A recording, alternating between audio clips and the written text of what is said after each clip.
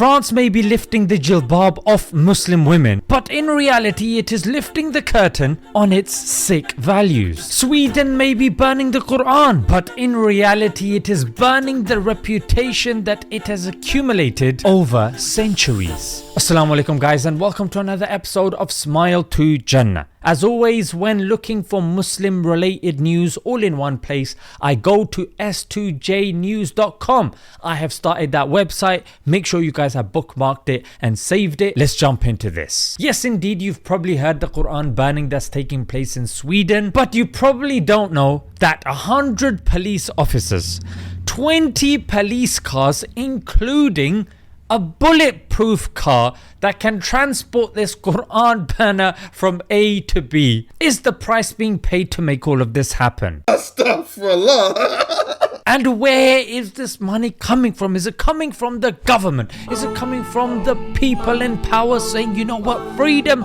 of speech is something we are willing to pay this price for? No, frankly, it's coming from the average layman. Yes, taxpayers' money. Yeah, that's right, the average Swede. Most of whom that I've come across that are interviewed saying, you know what, this is not something I personally agree with. And not to mention France, another liberal and secular country of the 21st century. You probably know of the hijab ban that it enacted in schools in 2004 and the 2010 banning of the face veil in public. And now it has gone on to ban the jilbab or the abaya that you and I would probably know as the loose garment that covers the body. Not the face, not the head, just the body. Because the head and the face, they didn't really receive any strong condemnation or consequence, frankly, from the other nations. So they have gone that step forward. That, of course, happens when you don't stop the bully. So what's interesting is if Mary,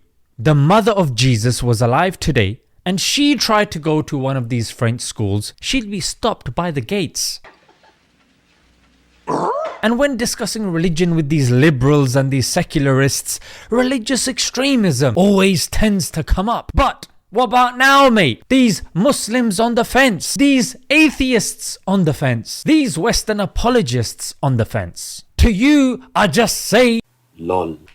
Because are you going to call out these secular and liberal extremists?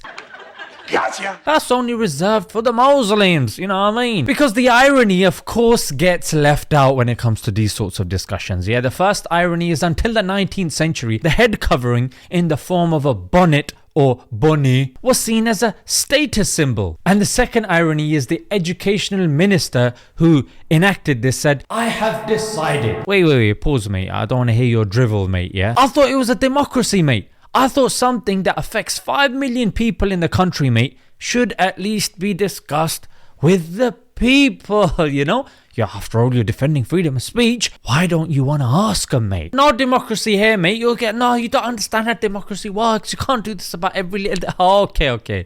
Yeah, here you got excuses. But when you ask Muslims about Sharia law and we start giving you context, hey, you're justifying, mate. You're giving excuses when it comes to Hazrat democracy, mate. No. And the third irony is that the African nations on whom France depends, yeah, and of course on their natural resources, if they pulled the plug, France would end up being a third world country. Oh yes, indeed. Because if you look at these countries that France relies upon, even till today, you've got Chad, you got Niger, Mali, and the list goes on, mate. So the same liberalism that once upon a time scoffed at tribal people that exposed their bodies and looked at them as uncivilized. Oh yes, indeed, it's in the literature, mate. They are the same ideology today that are getting people to strip off and trying to link it with freedom and trying to make it seem like this is the correct way. Ladies and gentlemen, this is liberalism